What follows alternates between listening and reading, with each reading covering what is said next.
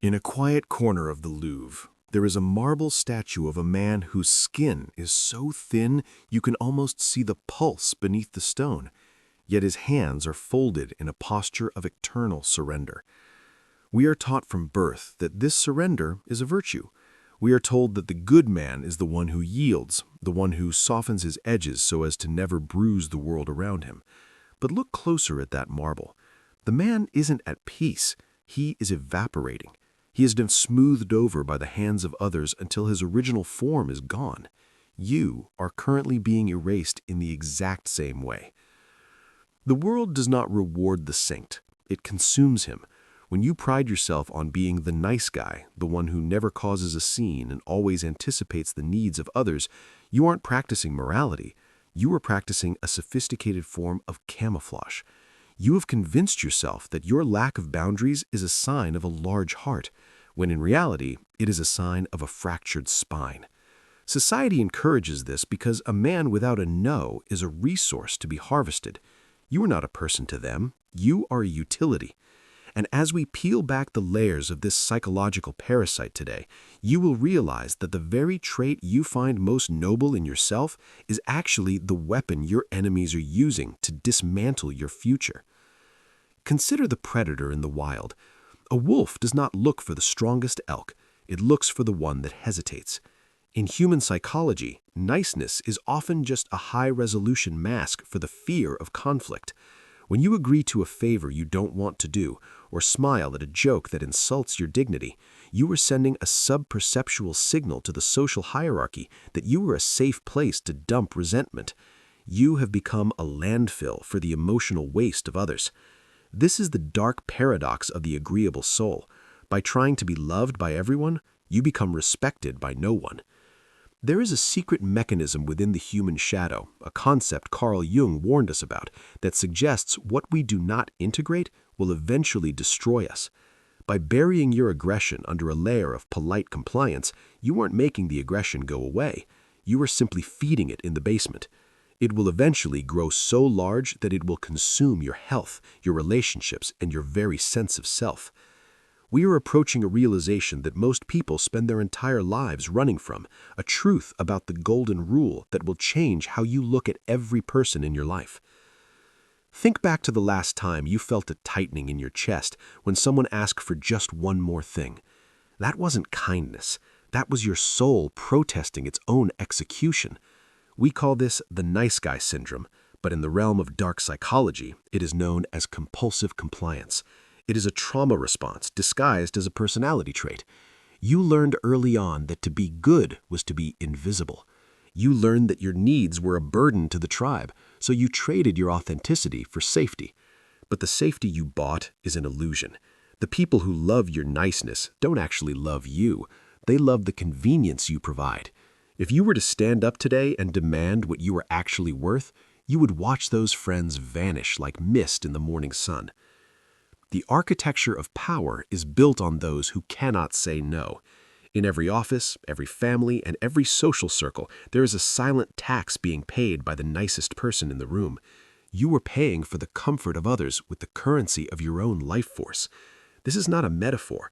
High levels of agreeableness are statistically linked to lower lifetime earnings and higher levels of chronic stress. You are literally dying to be liked. And yet, there is a hidden power, a dark virtue that the elite use to command the world, a secret we will uncover shortly that allows a man to be both respected and feared without losing his humanity. We must look at the predator-prey mirror, a psychological phenomenon that explains why your kindness actually provokes people to mistreat you. But first, you must understand the cost of your silence. Every time you swallow your truth to keep the peace, you are microdosing on a poison called resentment. Resentment is the silent killer of the spirit. It turns your blood into acid. It makes you bitter, cynical, and eventually it makes you a victim of your own design. You aren't being nice. You are being a coward. And the world has a very specific way of punishing cowards. The social contract you think you signed is a forgery. You thought that if you were good to the world would be good to you. This is the just world fallacy. In reality, the world is a chaotic distribution of forces. If you do not exert force, you are moved by the force of others. Think of the most successful people you know. Are they nice or are they kind? There is a massive life-altering difference between the two. Niceness is a performance. Kindness is a choice. Niceness is rooted in the need for external validation. Kindness is rooted in internal strength. As we move deeper into the shadows of the human psyche, we find that the nice guy is often the most dishonest person in the room. Because you are afraid of conflict, you lie. You lie about your preferences, you lie about your capacity, and you lie about your feelings. You become a social chameleon, changing your colors to match whoever is standing next to you. Eventually, you forget what your original color even was. You become a void. And a void cannot lead, it cannot create, and it certainly cannot be loved for who it truly is, because there is no who left. There is an ancient philosophical concept known as enantiodema, the idea that anything pushed to its extreme eventually turns into its opposite. Your extreme niceness will eventually turn into extreme malice. This is why the quiet ones sometimes snap. When the pressure of being perfect becomes too much, the shadow explodes. The final secret of this transformation is something most people never realize until it's too late. But if you can grasp it now, you can reclaim your life before the explosion happens. We must discuss the transactional nature of niceness. Most people who are too nice are actually engaged in a covert contract. You do things for others with the unspoken expectation that they will do things for you, or at least recognize your sacrifice. When they don't, and they won't, you feel betrayed. But they didn't ask you to sacrifice yourself. You did that voluntarily. You were playing a game that only you know the rules to, and then you get angry when others cheat. This is a form of manipulation. You are trying to buy love with favors, and it is the most expensive and least effective way to live. The dark psychology of the nice guy is that his niceness is often a bribe. It is a bribe to keep people from leaving him. It is rooted in a deep, shivering fear of abandonment. You think that if you become indispensable, you will be safe. But you are not indispensable. You are just convenient. And convenience is the first thing people discard when it becomes a burden. To truly be safe, you must be dangerous. You must be someone who can say no, someone who can leave, and someone who can survive alone. Only then will your yes have any value. If you want to stop destroying your life, you have to embrace your inner monster. This doesn't mean becoming a cruel person. It means integrating your capacity for aggression so that it serves you rather than haunts you. It means understanding that conflict is not the end of a relationship, but often the beginning of a real one. A relationship without conflict is a relationship built on lies. By avoiding the friction, you are avoiding the heat that tempers the steel of your character. Now we are approaching the core of the problem. The reason you are too nice is because you are addicted to the high of being the victim. It's a powerful drug. It allows you to feel morally superior while avoiding the responsibility of taking action. It's a comfortable prison, but the walls are closing in. Every day you wait to set a boundary is a day you lose a piece of your future.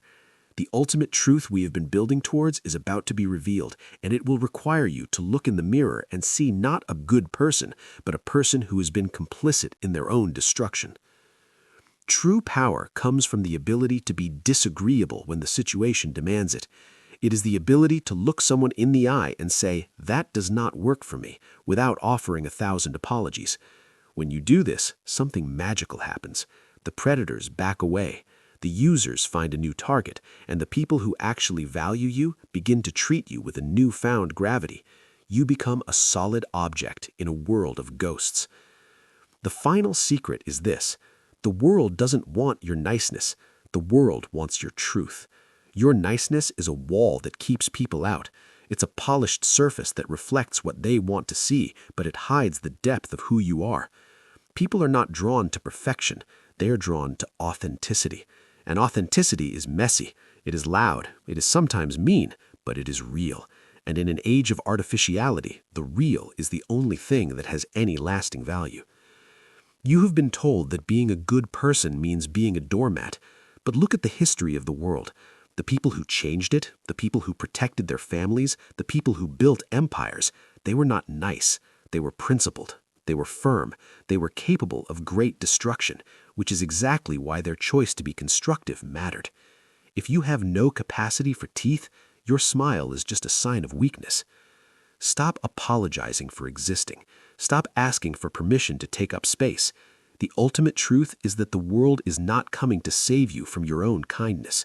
There is no cosmic reward for the man who let everyone walk over him. The only reward for a doormat is more dirt. You must learn to be the architect of your own boundaries. You must learn to kill the nice guy within you so that the good man can finally breathe.